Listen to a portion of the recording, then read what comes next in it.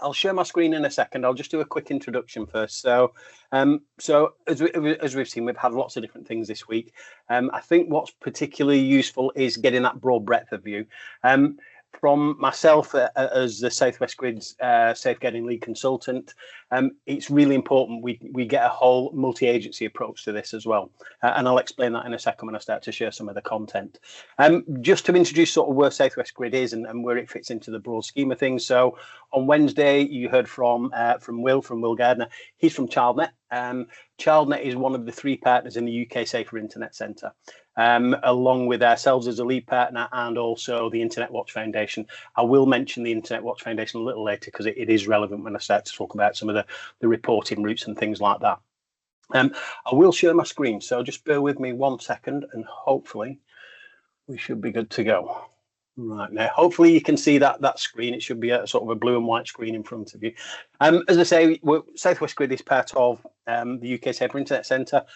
Yes, I appreciate I don't sound like I'm from the Southwest. I joined the grid a little over 2 years ago now, but before that, I was actually an advisor within a safeguarding partnership up in the Northwest. So I'm based up in the Northwest. But as Steve's already mentioned, you know, as a national charity, we work all across the country. So yes, whilst we're called Southwest Grid, actually we operate on a much bigger footprint. I'm going to start picking up on a few things. And again, really the focus of this, as Steve said, is to just start highlight some of the resources that we can use. What I would say just before I do jump in is a lot of the focus is around education. I'm sure we've got education colleagues on there, but equally, I'm sure from a multi-agency approach, we're not all from schools. So that's good. That's what we need to have. Don't get put off, though, when I'm mentioning resources that talk around schools. Don't get put off by the fact it says education in there. These are just as relevant, just as useful, even if you're not from a school or a college. So just bear that point in mind. Again, some of it will be more relevant than others, but just watch as we go through. And as I say, some of the things that do come up, I think in fairness, schools are probably further down this road than other partners, other agencies, but actually some good learning to be had. So I'll shut up and I'll jump into some of these resources now. But as Steve said, drop your questions in the Q&A. We've got a bit of time set aside, so if we do need to pick up on anything, make use of me while I'm here. Ask me the questions. So if you've got something that is really sort of burning a hole, ask the question. I can almost guarantee if you're thinking it, other people are thinking the same thing as well. So be brave and ask the question. Okay. So I'm going to start off with this one. So you may be aware of this one. So as Southwest Grid, we are part of that UK Safer Internet Centre, as I mentioned. As part of that Safer Internet Centre, we provide a number of helplines. And those helplines run across this one that you can see. This is our oldest helpline, so the Professionals Online Safety Helpline. I'll be doing this all the way through. If there's one thing to do from this afternoon, this is one to make a note of. So the Professionals Online Safety Helpline. We also run 2 other helplines as well. We've got one that is called Report Harmful Content. So if you need to report content that typically happens on social media, for example, there's some really good guidance in there as well. But I'm going to focus on Professionals Online Safety Helpline for this one. The other helpline that we do and it is massively successful is the Revenge Porn Helpline. I mentioned that one. That one relates to adults. So the other ones tend to relate more around children and young people. But Revenge Porn Helpline is incredibly successful. As I say, when we get to reporting routes and resources towards the end, I will pick that up and just flag that one up again. So, but just in terms of this one, so I thought it would be useful just to give you a bit of an insight into the types of things and the types of issues that come up and where those reports are coming from. So from the POSH helpline, from the Professionals Online Safety Helpline, I've picked this up from the annual report. Now, obviously, we work a year behind annual reports, so the 2024 one is just going through at the moment. But again, these statistics that you can see on the screen are actually still broadly relevant. I think, there are slight changes, but it really is just to sort of underline where the issues are, what the platforms are, and who's actually reporting through the helpline. So I'll just quickly zoom in. In fact, I'm going to try and zoom in on the screen. So just bear with me here just to make this a little bit easier. There we go. Okay, so the types of platforms, what are the sorts of issues that are coming up? As you can see from that one there, overwhelmingly this is relating to queries around social networks and social media. So by far the biggest area, and that's still the case now. I was on the helpline this morning looking at some trends over the last couple of weeks. Yeah, social media is still there. It's still the highest one. Within, just to dig down into that a little bit more, overwhelmingly the biggest part of those queries relate to TikTok. And issues on TikTok, whether that is impersonation accounts or being used to encourage people to take part in online challenges and things like that. Again, there was a discussion this morning around one that's coming up now, and colleagues across Europe are seeing this as well, which is called the Superman Challenge. And that Superman Challenge relates to videoing something where somebody is running and they launch themselves at somebody else. So that is one that we do see. It's not huge at the moment, but we are seeing more and more reports around that. I think also it kind of relates back to a previous one, and I know this is horrible to say, but a previous challenge which was around the Skull Breaker Challenge. Now, the Skull Breaker Challenge was basically somebody swiping and taking the legs out from under somebody else. That was kind of what it constituted. So, so we are seeing those sorts of issues coming up, particularly from, as you'll see in a second, from education colleagues making those reports. It's about the TikTok ones are around about. Often they start off as quite positive.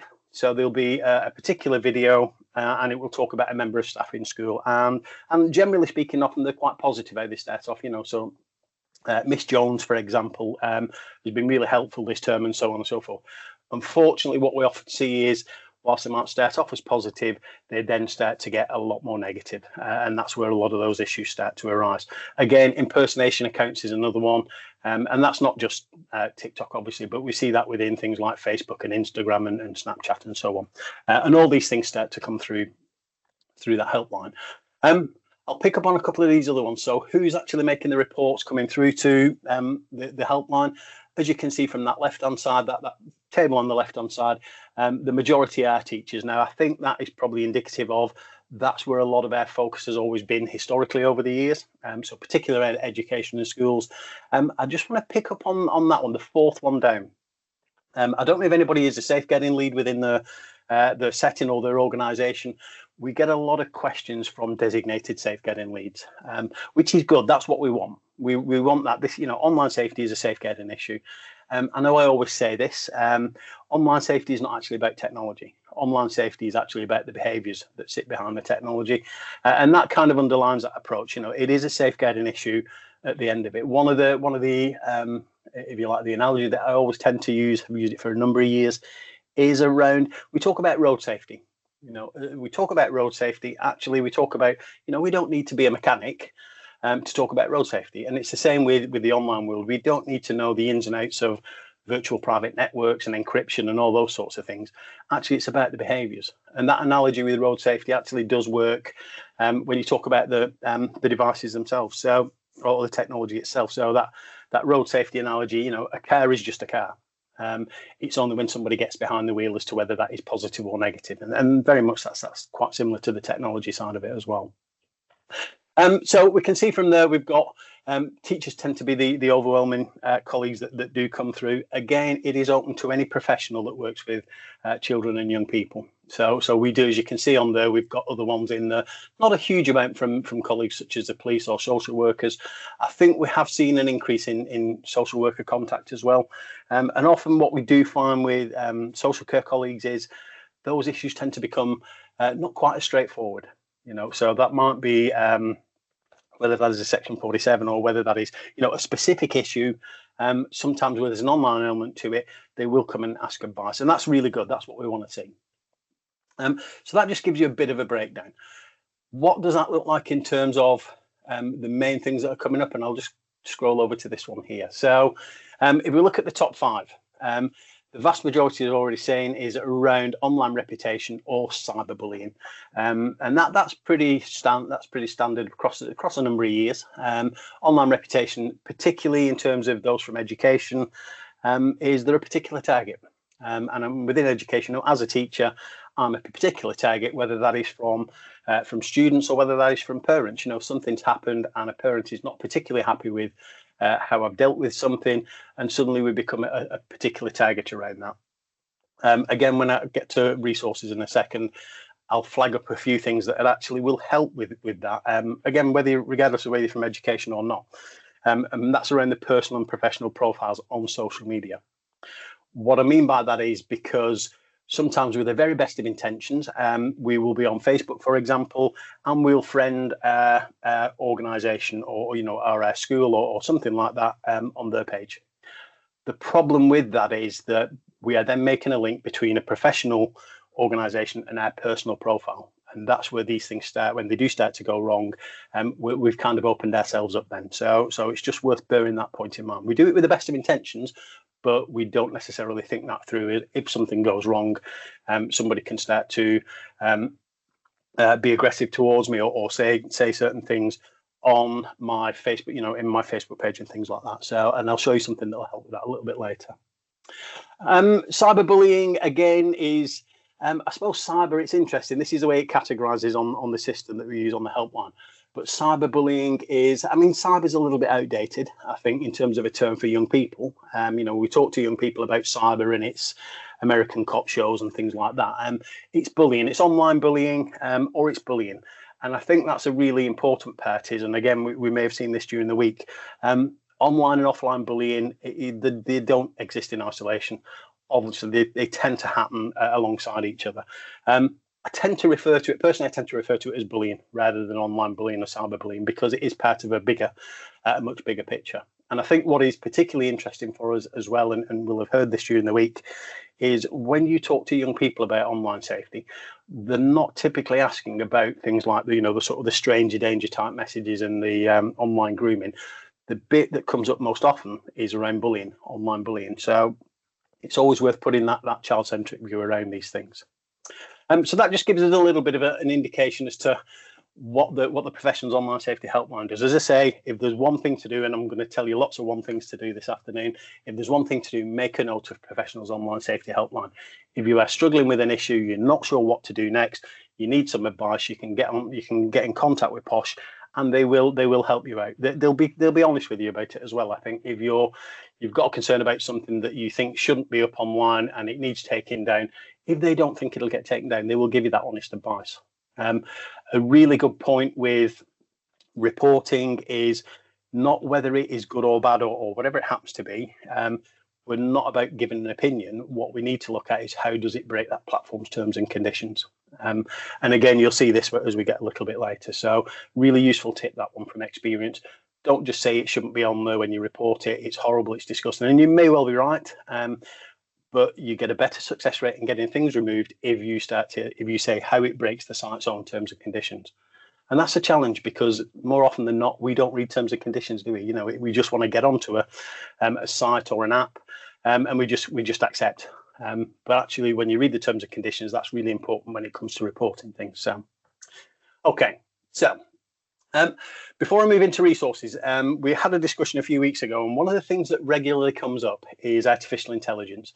Lots of people want to know, have an awful lot of questions, which is entirely understandable, around artificial intelligence. I'm just going to briefly give you an example and show you where it was and where it is now, and point you to some resource and some advice around that as well. It comes up all the time. Again, once we get to questions later, we can drop some of that in and we can pick up those as we go through. So, artificial intelligence. Again, I'm going to try and zoom in on the screen a little bit just to make it a little bit easier. Okay, so this one's quite an infamous one now. That particular picture on there, hopefully you can all see that. Looks a perfectly normal picture. It's been around a number of years, this has it. So, and it looks a perfectly normal picture. It's actually been generated by artificial intelligence. And what we often see with this is something called uncanny valley. Now, what uncanny valley means is, at first glance, that image looks perfectly reasonable. But when you start to dig into it, there's something not quite right about it. And it's only when you really start to examine that starts to come out. And this is what's referred to as uncanny valley. If you've not picked up on it already, if you look at the lady, for example, you look at the lady second from the left, and you look at how many legs she's got. If you look at hands, she's got an index finger there that is very long. You'll notice that in some of the other ones. AI tends to have problems with hands and fingers. So there's some subtle indicators, but again, at first glance, as I say, that image there looks fairly straightforward. It's nothing. You wouldn't imagine that is an AI generated image. Okay, I'm going to show you a video in a second, but before I do, I'm just going to pick up on it. So we'll come back to this one in a second. I'll play you the video as we go through, but again, and then we'll put that in a bit of context. In terms of resources, so as I say, we get an awful lot of questions when I deliver sessions, when I deliver sessions at conferences or in schools and things like that. AI is always there, and I think part of that is in part relating to the hype that sits around AI, and particularly in the media, you know, and depending what media you're reading, you'll get quite a different picture around it. You know, is it a hugely positive thing? Are we all going to hell in a handcart? You know, it is that very quite a polarized view about this, and some quite influential figures out there are kind of pushing some of those narratives as well. So, but just to take a step back from this, it's artificial intelligence. The clue is in the title. It's artificial. It's not the same as human intelligence. But it does get it does make mistakes, and it does get things wrong, but actually it gets things right as well. So it's just always trying to have that little bit of balance around AI. Just on that screen there, so what you can see on the left hand side, in the middle to the right, sorry, we've got AI in education. What we tend to do as a grid is we run a number of what we call online safety clinics. Now, these clinics tend to be on particularly hot topics, so topics that there seems to be quite a demand for information on. This is one example. So this is one that is coming up in January. If it is something, particularly in education, if it is something that you've got an interest in, you want to know a bit more, there is a clinic on there, and you can get to that through that link above. To the right-hand side of that one is we've got an artificial intelligence hub on the Southwest Grid website. And again, it introduces some of these concepts and what this actually means and unpicks it a little bit. And I'm sure this will continue to get updated as you can see from the image that you've just seen in the video I'm going to show in a second. It moves on, and it moves on at a pace. Okay, so a couple of resources there. They should hopefully be useful to you, I think. What I would say with AI, you may already be familiar, some of you will be familiar with ChatGPT, that icon that you can see in the middle there. If you've not had a go at it, what I would suggest, go and have a look at ChatGPT. It's free to use. You can get a free account on there, and you can ask it a question, which is what's referred to as a prompt, and it will come back and it will give you an answer. If you're completely not into this at all and you really don't know where we're starting, kind of think of ChatGPT. It's what's called a large language model. Think of it a little bit like Google. So, you know, on Google, you'll put a question into Google and do a Google search, and it will come back and give you a whole set of websites. That's a useful place to start, but artificial intelligence is far more than a search engine. So you put your question in, which is what is known as the prompt, and what it will do, it will go away, and then it will give you a response to that prompt. Probably the first thing you'll notice is how quickly it does it. So I'll put that prompt in. If I give you an example again, I'll use an education one, but I'm going to deliver a lesson tomorrow to my year sixes, and I want that lesson to be on whatever particular topic it is. So we're going to study Victorians or something like that. I'm panicking because I'm doing it tomorrow and I've not got a lesson plan for it. So I can go on ChatGPT, I give it that prompt and say I want a lesson plan suitable for a group of year 6 children in the UK. You do have to be specific about this sometimes. And it will come back. And what actually happens is it gives you that lesson plan. As I say, the first thing you notice is how quickly it does it. You know, it'll come back within seconds and start to write you that lesson plan. Probably the second thing that you notice is actually that's a really good lesson plan. It's not perfect, they never are. You know, it is artificial intelligence, it does get things wrong. But actually what we're seeing at the moment is it's a huge time saver. That saved me from having to create that lesson plan, for example, from scratch. I then go into it and I can look at that and then I can adapt it and use my expertise to say, actually, that's not the emphasis I wanted, or that's actually completely wrong. But you change that. But it's at the moment, it's more of a time saver than anything else. So that's kind of a bit of an introduction around artificial intelligence, purely because it comes up a lot. I'll show you the video now, and then we'll start to unpick that, and then we'll jump into proper resources then. Okay, so that thing I mentioned before as a prompt, so an artificial intelligence prompt, that is what you tell it that you want. Now, this is an example on something called Sora. Now, Sora is from the same people who make ChatGPT. And they really start to pick up on this in terms of video, and that's what you'll see in a second. this is the prompt. This is a very simple prompt. I'll leave that on screen just so you can read through. But that prompt is very simple. Telling us what we actually want from that video, what we want it to create. So it's text-based. We're not giving it anything else. We're just giving it that information that you can see on screen. So, a Tokyo street, a black leather jacket, long red dress, and so on and so forth. And then what it's produced from this is what you'll see in a second. Again, we'll unpick this as once we've gone through. So, okay. So this video, again, I say this is where we are. Actually, this is probably about 7-8 months old now, and it does move on at a pace. That point I mentioned before about that uncanny valley, actually, it's much harder to tell. There are certain giveaways, certain clues on there. So if you watch the lady's feet, they don't quite match the pace of her walking along the street. They glide a little bit. A couple of other things that kind of give things away. But actually, to most of us, that's really realistic. There's no actress there. The attention to detail is amazing. If you look at even on there now, if you look at blemishes on skin and things like that, it is incredibly realistic. But there's no actress, there's no scene, there's no camera crew, there's nobody directing at the back of that, there's no extras. It's completely fabricated from artificial intelligence. So and as I say, that is 7-8 months old now. So a lot to go at. Again, with the link in there, you can go and have a look on YouTube. Again, this is something called Sora. Now, Sora is not on general release at the moment, but it will be a matter of time, I would imagine. So that's kind of where things are now. So it's come quite a ways from that original photograph with the people on the stools on the beach to generating something like that. So I'm sure you'll agree that's quite stunning in terms of the quality of it. But going back to that point I was making earlier on, the technology is really the issue. The issue is the behavior that sits around it. So if we were to take that type of technology and apply it to something very different, obviously that can create a whole number of issues. And that's what this one comes into. So if you remember, I mentioned Internet Watch Foundation as one of the partners in the UK Safer Internet Centre. They produced a report. So they produced a report in October last year, and then they followed that report up with this one. And what it talks around is how AI is being misused to produce child sexual abuse material.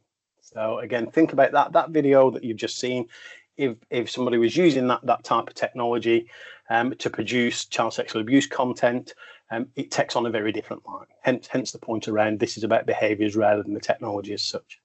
I'm not going to dwell too much on these ones in terms of the statistics, but I just want to pick up a couple of points because we get a lot of questions. The main one that does come up is, and it's a perfectly valid question, is, well, there's no child in AI, so is it actually illegal? Which is a perfectly valid question. The short answer to that is yes, it is. It is illegal. The longer answer is it depends on the type of content. So the Internet Watch Foundation, when they are trying to remove images from the internet, this is what they picked up on. And again, I'll just try and zoom in on this just to make a little bit more sense around it. Okay, so this is part of the response. Is it illegal? It is illegal. The type of content will determine which particular piece of legislation actually applies, whether it's protection of children or whether it's Coroners and Justice Act. But that's come up, and as I say, it's a valid question. Okay. There's more information in here. Again, when you get the content, you can dig into this in a little more detail. Okay, so really to dive into where we are in terms of tools and resources, I'm going to skip through some of these ones because some will be more relevant than others. What's a really useful one is this top one, and we use this quite a lot. So this is from Ofcom. Ofcom, by the way, are going to be the regulator for the Online Safety Act. Again, that's a topic in itself. But what they do every year, they produce this media use and attitudes report, and it gives us a very broad view of how children, young people, and actually adults as well, are using the online environment. That particular one, again, I've just got one extract in there. There's a lot more information, and it's well worth going and having a look. But is this one in terms of what children tell us in terms of learning about online safety? And as you can see, just to sort summarize that, what they're looking for is, what they find more useful is regular information, regular lessons on this, not just something that we only do once on Safer Internet Day. So it gives us a really good insight into that. As I say, there's a lot more information in that report. It's really, really useful, but well worth having a look at. But it's this, we need to talk to children, young people about the online world regularly in order for it to be effective. What I would just pick up on, and again, this is the other one thing I would suggest you take away from today, is Project Evolve. Now, whether you're familiar with Project Evolve, it's aimed at education. As I say, please do go and have a look at it, even if you're not from education. But we've got something nationally from UK Council for Internet Safety called Education for a Connected World. That thing you can see on the right-hand side. What that does, that was a bit of a milestone when that came out back in 2018, and then it was updated in 2020. What that does is it's a set of 300 plus I can statements, and it's arranged by age. So, and it runs through right from 4 years old right up to 18 years old. And it looks across 8 different topics, which is what you can see on Evolve at the bottom. What the framework, the Education for a Connected World framework, doesn't do is it doesn't tell you how to do it. So it gives you a set of I can statements. I can do this, I can do that. It doesn't tell you how to do it. And that's where Project Evolve comes in. Project Evolve is entirely free to use. There's no reason why we should need to, I know I'm slightly biased, but there's no reason why we need to pay for these resources. Actually, Project Evolve is fantastic. It cuts across all those different statements within the connected framework, and it will give you lesson plans. It will give you resources that you can use, slide sets and things like that. Again, this is just a very quick oversight of it, but you'll get your outcome criteria. It gives you a number of suggested questions to ask on that particular topic, and then it will give you activities as well. What is really, really useful though, and again, if you are a user of Project Evolve, as I say, we've over 14,000 schools and colleges using it now, but is this thing in the middle, and this is called knowledge maps. Again, I'll just try and zoom in on this just to make a little bit more sense of it. So even if you are a user, if you've not used knowledge maps, I'd highly recommend doing it. What knowledge maps are is a way of assessing the level of knowledge amongst those children and young people that you work with. And it uses something called Birch competencies. Now, these Birch competencies, hopefully you can see over here, these are what they relate to. So unconscious incompetence right through unconscious competence. It's a means of being able to assess what their level of understanding is, what their level of knowledge is. And the way it does it within Project Evolve is it goes through these things here, this independent knowledge map. It uses these concept cartoons. So with a statement in the middle and then a number of responses to that statement based on those Birch competencies. So it's not a case of one right answer and 4 wrong answers. Actually, these are graded according to those competencies. What it then does is, dependent on those responses, and you can run these individually with children, or you can run these, for example, as a class or as a group, it will then give you a breakdown of what their knowledge is, which is what this thing is here. And it will say, actually, there's a percentage of those that actually they got it incorrect or they don't know, or actually they're quite developing in the knowledge. They might even be quite secure in this. The point around this is, if we're going to educate around this, those things that they already know about and that they're giving the more deliberated responses to it, those are not the things we need to concentrate on. It's the things that they don't know or they're less confident with. So if you do use Project Evolve, go and have a look at knowledge maps if you've not already done it. If you've not seen Project Evolve, as I say, from today, one thing to do, go and have a look at it. It is really useful. And if I've not already mentioned it, it's completely free to use.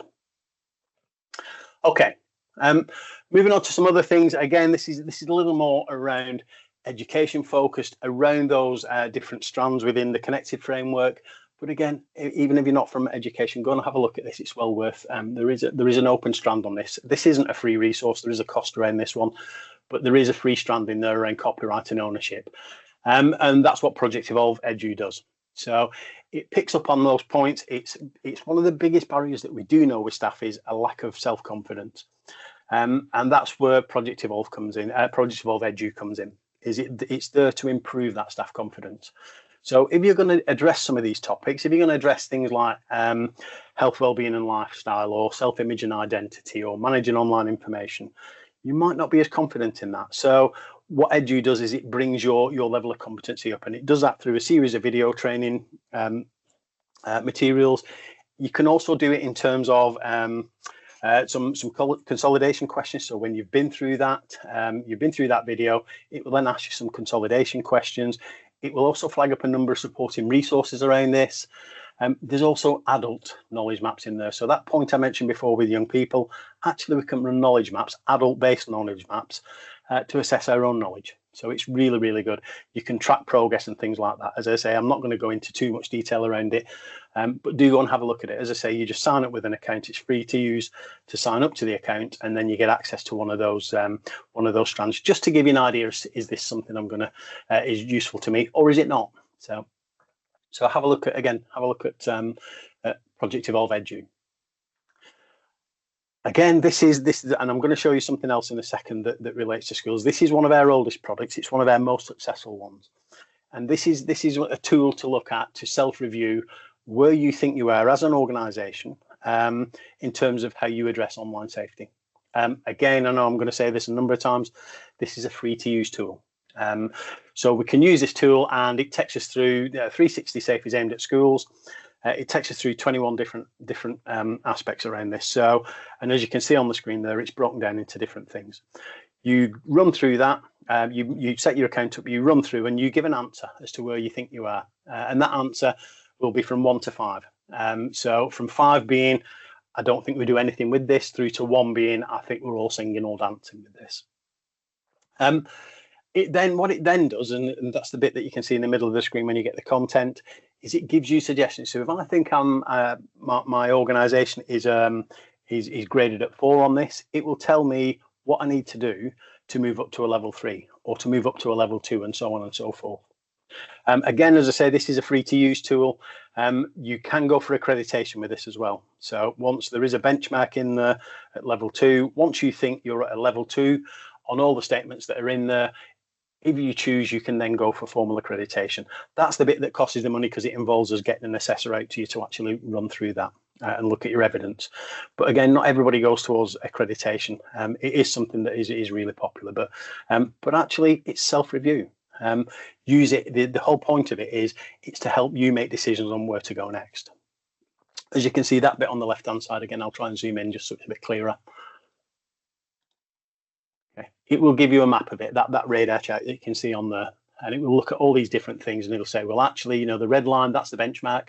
If you want to go for online safety map, then that's the bench line. But actually look at it in the middle. This is where I think we are, and it helps us to start to prioritize which aspects we're going to move on next. It isn't a tool that you do overnight. There's a lot in there. So again, you can say, actually, this term or this quarter, I'm going to focus on this. Next time, I'm going to look at such and such a thing. What it does do is this bit over here. It gives us a picture as a grid as to where we think we are nationally on these different aspects. And again, I'm not going to go through each individual detail, but I will just concentrate on this bit at the bottom where we've got strengths and weaknesses. These are remain fairly static. I think over the years that it's been running, and it's been running a long time now. So, but yeah, that 14 years on. Filtering and monitoring tends to be 2 of our strengths. The acceptable use agreements or acceptable use policies tend to be a strength. Having an online safety policy, again, tends to be a strength. And how we address images and videos, again, that tends to be a strength. When we look at the areas that we're not as good at, it's things like staff training. It's things like the contribution of young people. Now, what I mean by that is, as a setting in this particular example as a school, I've got a great online safety policy. I've got a great way to approach it, but actually that's come from staff, not necessarily from young people. So generally that is a weakness. Having an online safety group. How are we going to address online safety? Online safety group is the way to do that, and we're not always as confident with that either. And particularly for schools, governors and proprietors tends to be a weakness. It's still quite a surprise, I think, that one, because within the statutory guidance there's an awful lot of emphasis for online safety for governors and proprietors, and yet we don't often see them. So tends to be a weakness. One of the things we know we're not as good at is, now we've got all singing, all dancing policies, our education's in the place, all the rest of it. Actually, we're not so good at measuring the impact of that. Is it any good? And how do we know? And the biggest weakness that we tend to see, and this has been the case for a long, long time, is agency engagement, particularly in terms of parents and carers. And that's that long has that been the case. So, I've been around sort of the online safety world probably 16, 17 years now. And often we see that in school. We put on a parental awareness session, we put 50 chairs out and we get 5 parents that turn up. And that's not unusual, unfortunately.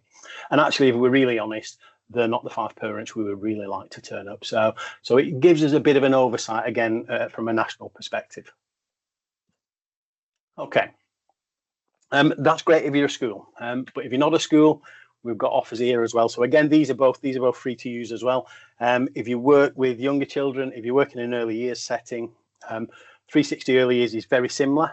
It's not as complex as 360 safe, and as you can see on there are fewer aspects to it. So again, you can work through this. Again, it's self-review. You take your time. You work through when it's useful to you. Again, if you're not from the early years side, we've also got 360 groups. So whether you're in youth clubs, whether you're in voluntary community faith sector, whether you are in other areas, things like scouts and things like that, actually 360 groups takes that similar DNA. As you can see from the radar chart, there are a lot less things in it than 360 safe, but 360 groups, again, is completely free to use. It allows you to self-review where you think you're up to and what your next actions are. So, and if I've not mentioned it 20 times, these are all free to use. So please do and have a look at them. Excuse me. A couple of other things. So we've got a number of different policies out there. Again, this is a school online safety policy template. You'll see this through 360 as well. So these are freely available. And what the policy templates do is they give you an outline of the policy. There's a lot of information in there. There are a lot of appendices as well. So if you want a policy on how you manage images and videos, if you want a policy on how you approach social media, there are a whole set of appendices within there. The way the template is structured is that it will give you, it's highlighted in different colors. So for example, if you've got an area of text that is in blue, what that actually means is that's for you to customize and make relevant to your particular setting. Again, don't get put off by the fact that this is around school. Whilst that's where it's come from, actually, as we tend to do within the safeguard environment, we look at it and we adapt it. We make it relevant to us. That one you can see in the middle. So again, as a tool to support online safety, one of the things that does come up, particularly again within education, we've got statutory guidance. It talks about filtered access to the internet, and it needs to be appropriate. And there's a whole set of requirements around that and guides around that. But in terms of actually testing it, testing can be quite a challenge. What we're not suggesting is that we think we've got a filtered connection. We're going to see if we can get to something inappropriate or worse than that, illegal. That's not what we suggest. What testfiltering.com does is it allows you to go and test that. And it tries to get to a number of different, it's not actually trying to get to the sites, it's trying to get to a list that some of those sites will be on. So it's not actually trying to get to anything illegal. For example, if it is child sexual abuse material, there is a dummy website address in that list. And what it's doing is it's checking if it can get to that dummy website. If it can, it means your filtering system is not blocking child sexual abuse material. Also things like terrorist content. So it works off something called the CTIIU list, which is a counterterrorism internet referral unit list. It's looking to see if it can access a dummy website address on that list. And if it can, it means that filtering system is not blocking access to that content that is on there. Again, this is not just schools. So when you jump onto the page, it will ask you a couple of quick questions about what type of establishment you are and things like that. And then you can run it. So again, it's not just about schools, but have a look at that regardless of where your agency is or where your organisation is. Again, this is completely free to use.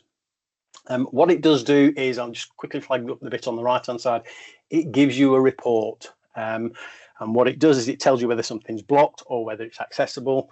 And it gives you, as you can see on the right hand side, it then gives you some suggestions around that. So things that it recommends that you go and do next. So again, a really useful one, particularly in terms of things like inspection. It's worth saving those test results because that then forms part of your evidence as to how you're addressing this. As I say, this isn't just about schools. This relates to any organisation. Okay, I'll move on with a couple of these ones. So Whisper, I'll only briefly mention Whisper. One of the things that always comes up, a quote that we always hear, is, oh yeah, the kids are far more knowledgeable about this than we are, which actually, when you unpick it, is not actually true. They've got what we'd refer to as surface knowledge, what I tend to refer to as YouTube knowledge. So when you ask the question, you start to dig into some of these topics a little bit more. You know, if you ask, do you understand what a virtual private network does? They've got an awareness, but it's evident that their actual deeper knowledge on that is fairly superficial. What they do know is where to go and look, hence this YouTube knowledge. What they have got is probably, I think I'm probably fairly right in saying, safe in saying, they've got a greater affinity for technology. And that's where Whisper comes in. Now, Whisper isn't a free product. There is a cost around this one. What it does do is it looks at that a child or a young person's agency for technology and makes use of that. So if you've got concerns, for example, this one that you can see on screen, again, I'll just zoom in slightly so it's a bit clearer. Okay. They can raise a concern with you until they're ready to make a disclosure. So these are anonymous until they're ready to make that disclosure. And it takes advantage of that affinity for technology. As I say, we can do things like it has posters that you put up with specific codes on and things like that. So it is a really useful tool, and it is one of our more popular tools as well. If you work with younger children, Swiggle is a really good one. Again, another one thing to do from this afternoon. Swiggle is a free child-friendly search engine. So it's a custom search. It's not a filter, it's a custom search, but it's been designed specifically around education. So around young people. When I say education, again, don't get put off by that fact.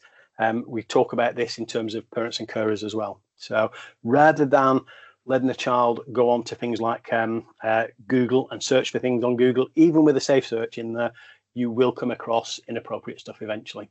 Swiggle is a great alternative for younger children.